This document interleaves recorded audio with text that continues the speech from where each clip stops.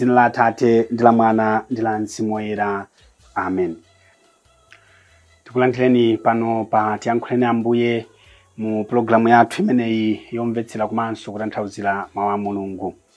Lero ndi lachisanu pa 13 February 2026 ndipo tili mulungu wa 5 munyengo ya pachaka. Mawu oyamba akuchokera m'buku loyamba la Mafumu 1 Mafumu mutu 11 ndi mea 29 mpaka 32 kupitiriza ndi mutu 12 ndi mea 19. Amene akutiwerengera mawu oyamba ndi Charles Mumba wa Young Christian Workers YCW kuchokera ku St. John's Dzundu Church, St. Kizito Lisungu Parish mu Archdiocese ya Blantyre. Mawu amtenga woyera akuchokera mutenga wa Mariko mutu 7 ndi mea 31 mpaka 37. Amene akutiwerengera mawu amtenga woyera komanso kutigawira mawu ndi Reverend Father Luke Anatole Werem achipani cha Komboni Missionaries MCCJ kuchokera ku St. Kizito Lisungu Parish mu Archdiocese ya Blantyre. Mawu oyamba. Mawu a m'buku la Mafumu. Pa nthawi yomweyo Yeroboamu anali pa ulendo kuchokera ku Yerusalemu. Mneneri Ahiya wa ku Silo adampeza pa msewu. Ahiyayo anali atavala mwinjiro watsopano, ndipo awiriwo anali okha kuthengoko. Tsono Ahiya adagwira mwinjiro watsopano adavalawo nkung'amba nzidutswa 12, ndipo adawuza Yeroboamu kuti, iwe utengeko zidutswa 10, pakuti chauta Mulungu wa Israeli akunena kuti, ndithudi ine ndikuchotsa ufumu manja mwa Solomoni, ndipo iwe ndidzakupatsa mafuko 10.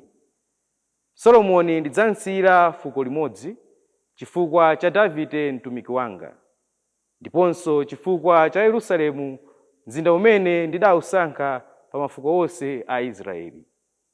Moteri Aisraeli akumpoto adakhala akupandukira banja la Davide mpaka lero lino. Mawu a Ambuye. Tithokoze Mulungu. Ambuye akhale nanu. Mawu amuthenga wabwino mungadalembera Mariko woyera. Mariko mutu wa 7 ndi mea 31 kulekeza 37. Pa nthawi yomweyo Yesu adachokanso ku dera lija la ku Tiro namayenda kudutsa dera la ku Sidoni kupita ku nyanja ya ku Galileya kudzera pakati pa dera la mizinda 10. Anthu ena adabwera kwa iye ndi munthu amene anali gonthi wolankhula movutikira. Anthuwo adapempha Yesu kuti amchiritse pomusanjika manja munthuyo. Yesu adatengera munthu uja pambali nkumuchotsa pa khamu la anthu. Adapisa zala m'makutu a munthuyo nalavula malovu nkukhudza lilime la munthu uja. Adayang'ana kumwamba nadzuma nkumuwuza kuti, Efata, ndiye kuti tsekuka. Pomwepo makutu a munthuyo adatsekuka, ndipo chimene chinkamanga lilime lake chidamasuka mpaka adayamba kulankhula bwino lomwe. Yesu adalamula anzake a munthuyo kuti musakawuzedi wina aliyense zimenezi, koma ngakhale adawaletsa mwamphamvu choncho, iwo adanka nalengeza ndithu zimenezi, ndipo anthu adazizwa kopitilira ndithu. Adati, ameneyu amachita zonse bwino, ngakhale agonthi amawachiritsa nkumamva, ndipo osalankhula amawalankhulitsa. Umenewu ndi uthenga wa Ambuye. Ulemu kwa inu Ambuye Yesu Khristu.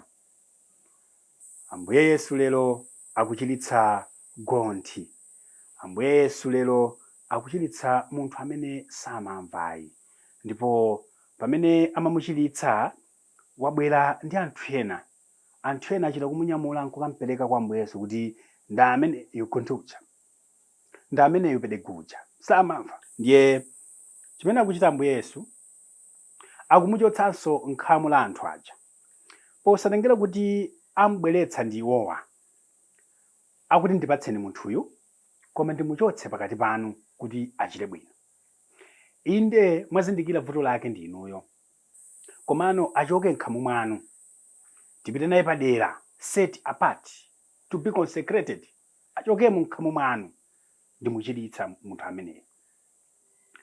Matero kuti kukadatheka inde kuti amuchiritsire pomwepo, chifukwa Ambuye Yesu achiritsa anthu ambiri, anthu ochuluka, koma achiritsa anthu akuona, anthu akuombera m'manja. Nthawi zino dakati mwina makamera ali chijambulire, koma pakuti ayi chabwino mwambweretsa atuluke kaye m'khamu la anthuli.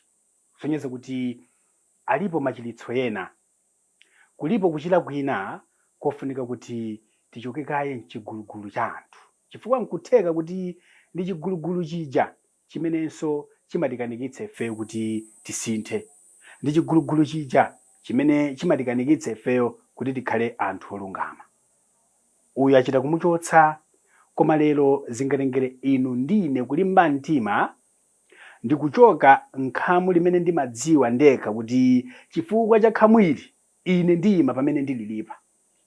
Chifukwa cha bad company iyi, masiku ano tikumalankhula kuti bad company yabwinobwino, kulibe bad company yabwinobwino.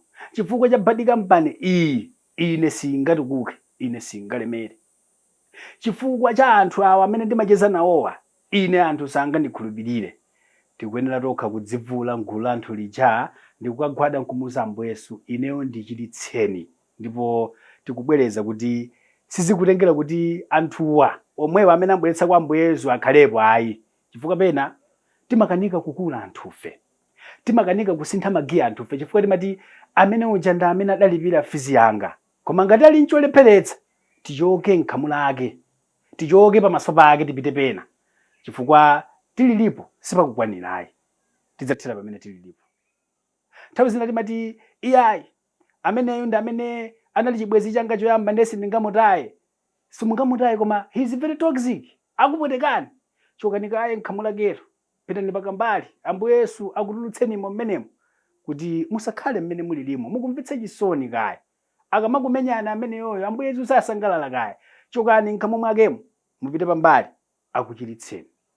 Tikutero kuti pamene akumuchotsa m'gulu la anthuli akudziwa kuti gulu pena pake limalepheretsa, anzathu oyenda nawo pena amatseka mwayi.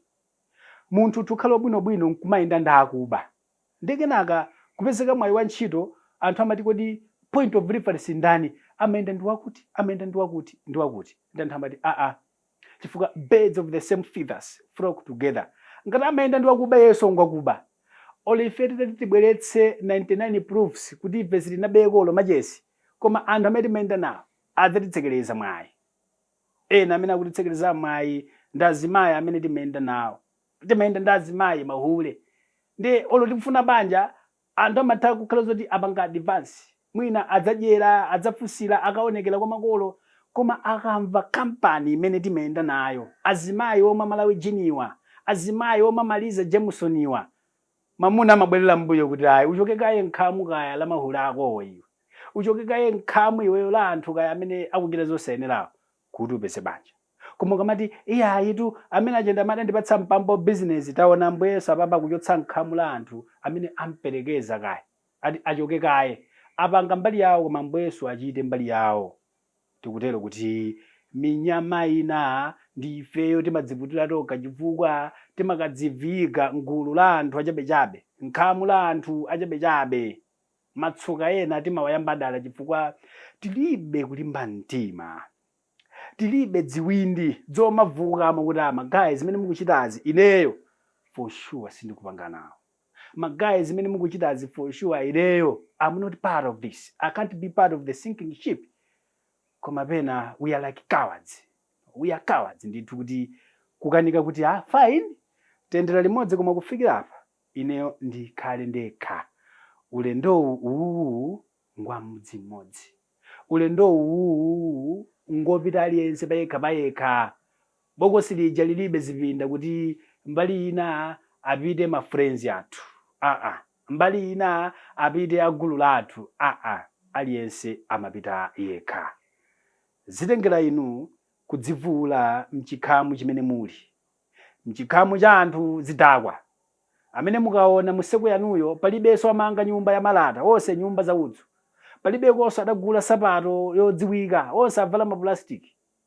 Palibenso amene ali pabanja zonse mbeta nkumantedza mabanja enu ake. Inu muli nkhamu la anthu amene sizisintha nyengo zanu kandi ku sukulu. Mukhale nkhamu la anthu amene amakhoza ma distinction. Mukhale ngulu la anthu amene sapita ku masapo. Koma iweyo kwambira first semester mpaka pano li third year umakhala ngulu la anthu amene angopita ku sapu. Ena madifadi, ena adawi dakozo. Nkumati ungapite kuti. Ungasunthe iweyo, sungasunthe kaya. Tichoke nkhamu la anthu losatithandiza. Tisatengere kuti iwo wana atithandiza kupeza mafomu. No way. Iweyo ngati moyo wako uthera pa mafomupo.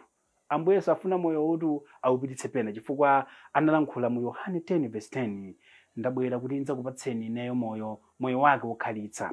I have come to give you life, this life in abundance.